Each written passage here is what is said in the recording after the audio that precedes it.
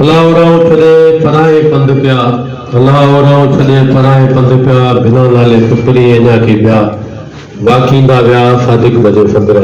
इहो मोहतरम साईं परवेज़ काकेरी जे पंहिंजा मुख़्तसिर वीचार वंजाई साईं अब्दुल करीम कुमरो साहब खे मोहबत वर्तियो। ऐं गुज़ारिश कंदसि असांजे साईं क़ाबिल एहतराम मोहतरम चाचा नूर हसन भट्टी के पाण चनई साईं अब्दुल करीम कुमरो साहब जे लाइ चंद मोहबतनि जा अल्फाज़ पेश कनि। मोहतरम चाचा नूर हसन भट्टी।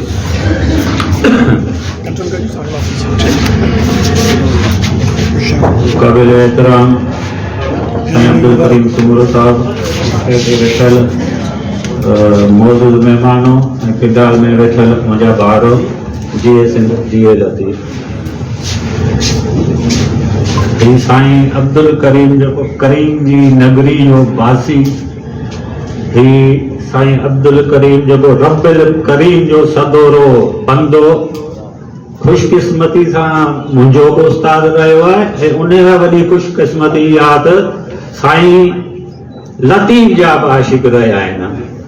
हाणे अहिड़ी शख़्सियत जेकॾहिं के माकोड़ी खे चइजे त तूं वेही कंहिं जबल जो कद कछ त फिलहाल त माकोड़ी बि परेशान थी पवंदी त हाणे हेॾे जबल जो वेही कद की कछा।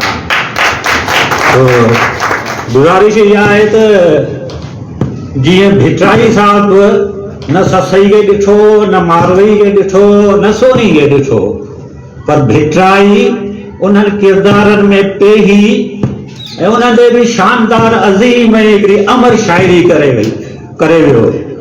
साॻी तरह शेख अयाज़ बि कॾहिं दोदे सूमरे खे कोन ॾिठो हो, पर शेख अयाज़ दोदे सूमरे ते हिकिड़ी शानदार ओपेरा लिखी वियो। ऐं ईअं ई हसन दर्द बि खानम गोगोश खे कोन ॾिठो हो, पर हुन खानम गोगोश ते हिकिड़ी शानदार नज़म लिखी हुनखे सदाई लाइ अमरता बख़्शे छॾी हुई। ऐं मुंहिंजे ख़्याल में साईं अब्दुल करीम साहब भिटाई खे कोन ॾिठो आहे, पर भिटाई जा पंध, भिटाई जा गस ऐं भिटाई जा फिकर उनखे पंहिंजे हीअं सां हटाए ऐं पंहिंजो सफ़र शुरू कयो आहे। मौला अली जो फरमान आहे त जॾहिं मुंहिंजी दिलि चाहींदी आहे त अल्लाह साईं सां कचहरी करियां त पोइ निमाज़ जो ते वेही रहंदो आहियां, ऐं वरी जॾहिं आउं चाहींदो आहियां त अल्लाह साईं मूंसां कचहरी करे त पोइ आउं क़ुरान खोले वेही रहंदो आहियां। मुंहिंजे ख़्याल में साईं अब्दुल करीम जी भिटाई ऐं भिटाई जे रिसाले सां साॻिड़ी निस्बत आहे। सो हिकिड़े दफ़ा साईं जीएन सेठ हिकिड़ो यूनिवर्सिटी जो वफ़द आयो, सो साईं खे चयूं त साईं असीं यूनिवर्सिटी जा शागिर्द आहियूं ऐं तव्हां खां हिकिड़ो अधु सुवाल जी जॻह इजाज़त हुजे त हाणे सुवाल करियूं।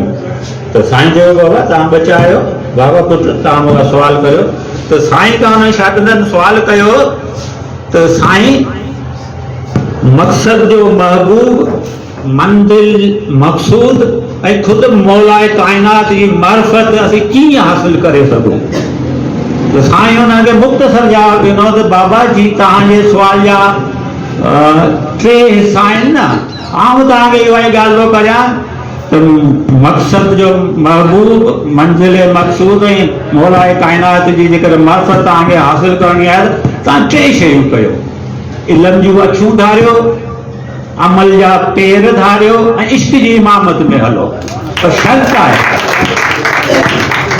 शर्त इहा आहे त इहे शयूं मस्बत हुजनि। छा कॾहिं कॾहिं ईअं थींदो आहे इल्म जी घणी भरपाई थी वेंदी आहे त पोइ माण्हू वरी थोरो बताल थी ईंदो आहे, त थोरा आके माप निकिरी वेंदा आहिनि। ऐं इश्क बि काफ़ी माण्हुनि खे माना ख़राब ऐं ख़्वार कंदो रहियो आहे। जी ग़ालिब चयो आहे न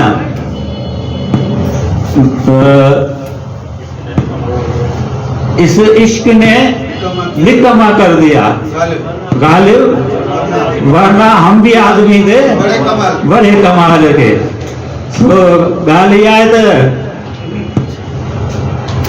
भिटाई जे आशिक़ ते असांजे उस्ताद मोहतरम ते ऐं हिन महफ़िल जे मोड़ ते ॻाल्हाइण जे लाइ ॿिया दोस्त बि जाम वेठा आहिनि।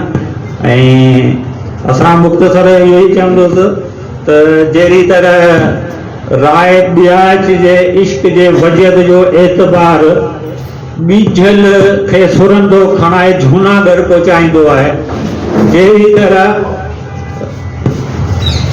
मूमल जी मुंह जो माया हुनखे ताक ते ॿिया ॿाराईंदो आहे, जहिड़ी तरह सोनी जो इश्क जे वजद जो एतबार हुनखे कचो घड़ो खणाईंदो आहे न, बिल्कुलु साॻी तरह साईं जे इश्क जो वजद जो एतबार साईं खे 40-50 सालनि खां वठी दरसगाह में मक्तबनि में साईं खे रुलाईंदो रहियो आहे।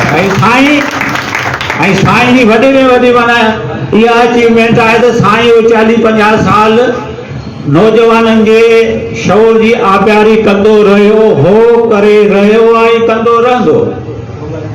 सो ॻाल्हि इहा आहे त शाइर ख़ासि करे भिटाई रूमी इन जा दस इलाही वॾा आहिनि। अॼु बि उमर ख़याम जूं रुबायूं फिज़ा में अबाबिल बणिजी उॾामी रहियूं आहिनि, पर बदकिस्मती इहा आहे त अॼु बि बदज़ोकनि जे हथनि में बंदूकूं आहिनि। रूमी, शेख सैदी, शिराज़ी इन्हनि जी शाइरी शोला बणिजी घटियुनि में नची रही आहे, पर बदबख्तनि जे हथनि में अॼु बि पाणी जूं बल्टियूं आहिनि। बिल्कुलु साॻी तरह बावजूद इन जे लतीफ़ ऐं सचल असांजा रूहानी फिज़िशियन बि हुआ, असांजा रूहानी सर्जन बि हुआ, असांजा रूहानी रहबर बि हुआ, पर उन सां साॻिनी ॻाल्हि इहा आहे त मकारनि ऐं जाहिलनि उन्हनि जे रस्ते ते बि कावा उभा पोखे छॾिया आहिनि, ऐं उन कावड़ उभनि ते रक़्स करण जहिड़ा अहिड़ा साईं जहिड़ा आशिक़ ऐं अहिड़ा दरवेश ई उन कावड़ ते रक़्स दरवेशा करे सघंदा, ॿिए जो बस जी ॻाल्हि कोन्हे। आख़िर में हिकिड़ी ॿी ॻाल्हि करे वञा त फ्रांस जे इनकलाब खां पोइ जॾहिं बादशाह लोई सोरे खे जॾहिं गिरफ़्तार करे कयो वियो त उन हिकिड़ो जुमिलो चयो हो, चई मुंहिंजी बादशाही जो अंत ऐं मूंखे मारायो ॿिनि माण्हुनि, हिकिड़ो वाल्टियर, ॿियो रूसो। ऐं मूंखे बि सिंध जहिड़ो यकीन आहे जॾहिं सिंध में बि इनकलाब आयो न, असांजा हुकुमरान इहा ॻाल्हि ज़रूरु कंदा त असांखे बि सिंध में मारायो ॿिनि सैयदनि, हिकु शाह भिटाई, ॿियो साईं जी ए लतीफ़ जी